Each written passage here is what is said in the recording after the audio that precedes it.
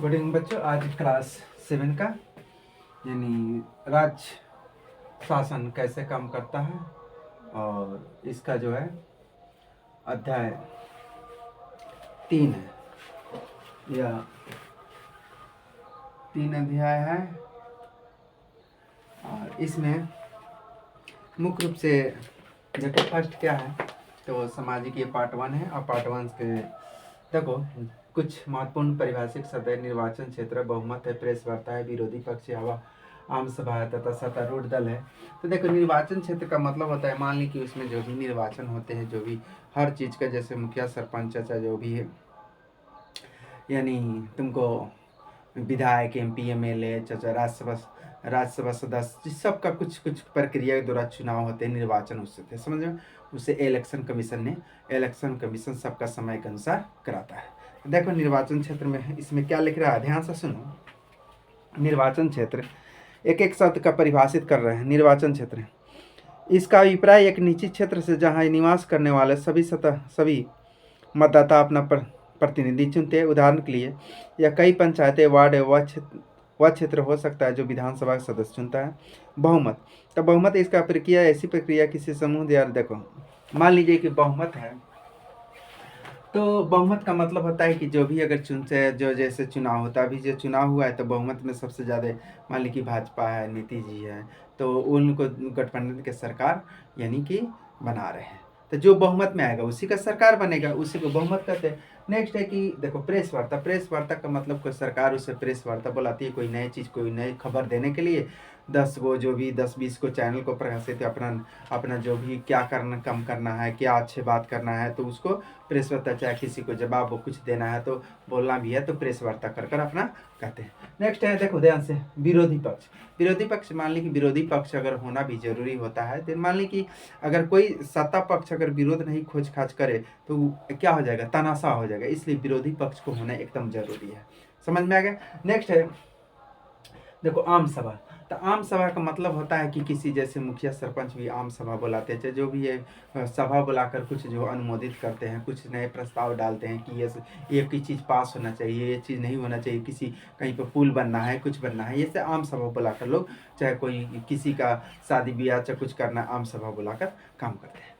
Next है देखो सत्तारूढ़ का मतलब होता है जिसकी सरकार है उसी को सत्तारूढ़ दल कहते हैं, समझ में। उस दल का सरकार, जैसे मान लीजिए अभी NDA का सत्तारूढ़ और मान लीजिए कि JDU का दोनों गठबंधन सरकार है तो इसे सत्तारूढ़ दल कहते हैं। चलो नेक्स्ट क्वेश्चन है, देखो ध्यान से अभ्यास प्रश्न। निर्वाचन क्षेत्रों में प्रतिनिधि शब्द में प्रयोग करते हुए स्पष्ट कीजिए कि विधायक कौन होता है और तथा उसका चुनाव किस प्रकार होता है। तो विधायक देखो कौन होता है, विधायक का मतलब होता है कुछ क्षेत्र एरिया बटा होता है, उस एरिया में मान लीजिए कि अभी जो पूरे भारत में, पूरे बिहार में, पूरे बिहार में विधायकों की संख्या 243 होना चाहिए। 243 है तो 243 में जो विधायक होता है, मान लीजिए कि अपने अपना क्षेत्र बांट दिया जाता है, उस क्षेत्र में जो भी मान लीजिए चुनाव होते हैं, जो जिसकी सबसे ज़्यादा वोट पड़ते हैं वही यानी विधायक होते हैं, यानी MLA होते हैं, मेंबर ऑफ लेजिस्लेटिव काउंसिल, समझ में आया, यानी कि विधानसभा माने का सदस्य, समझ में आ गया। तो इसमें देखो कि क्या दिया है विधानसभा के सदस्य में, ध्यान से सुनो।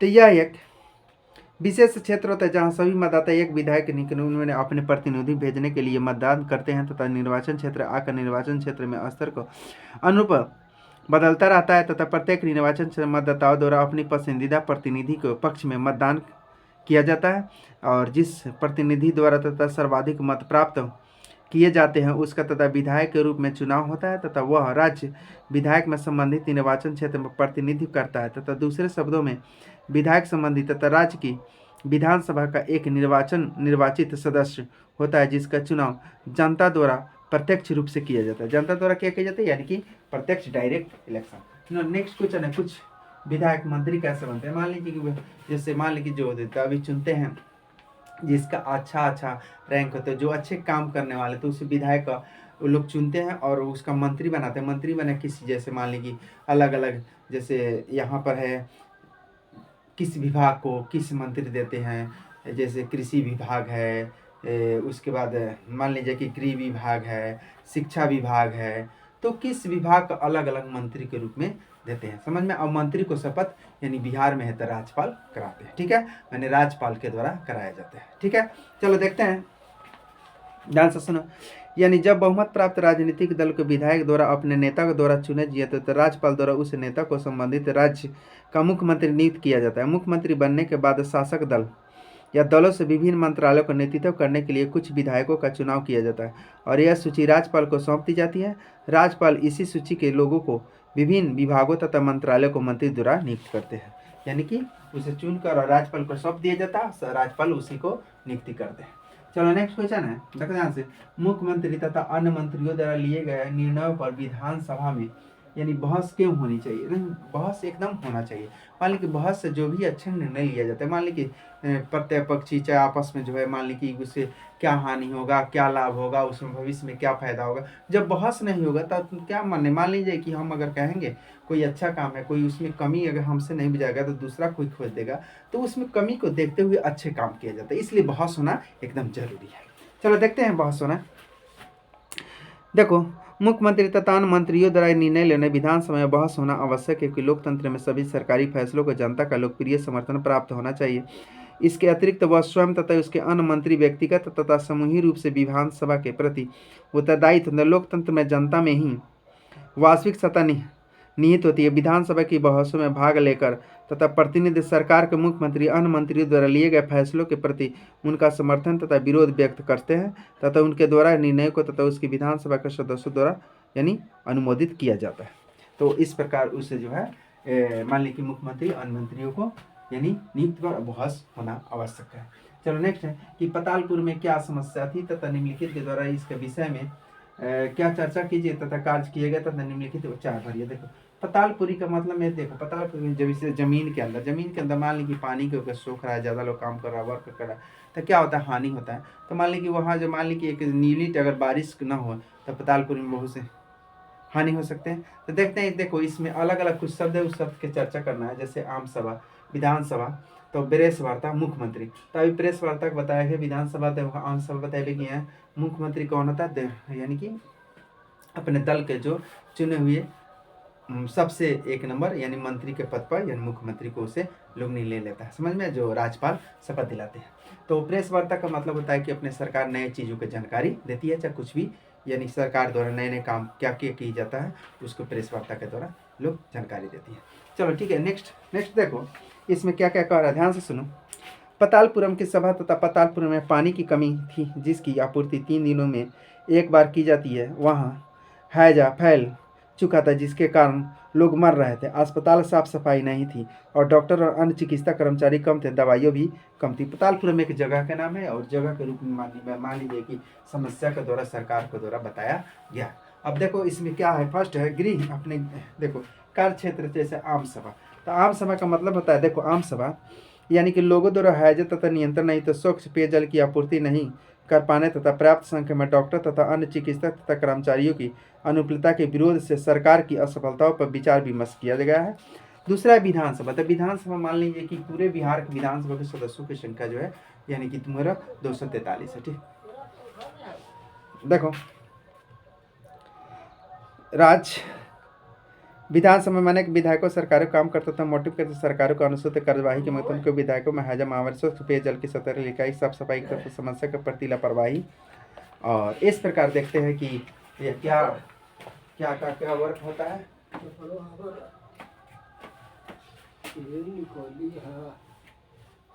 ना मैंने ना हुआ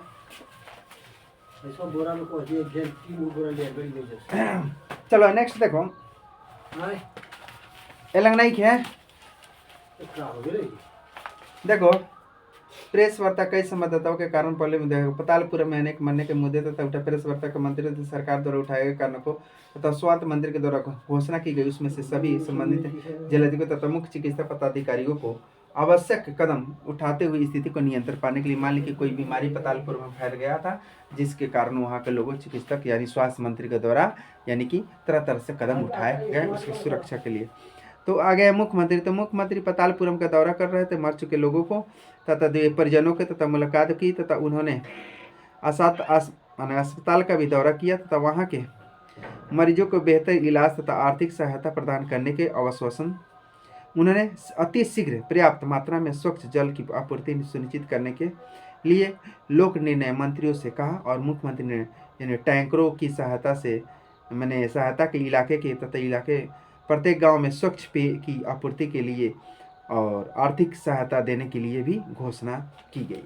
तो अब मैंने मान ली कि मुख्यमंत्री के द्वारा घोषणा की गई। तो बच्चों आज इतना ही पार्ट 1 में, और फिर पार्ट 2 में इस पार्ट का, इस अध्याय का पार्ट दूसरा भी समाप्त हो जाएगा। तो थैंक यू बच्चों।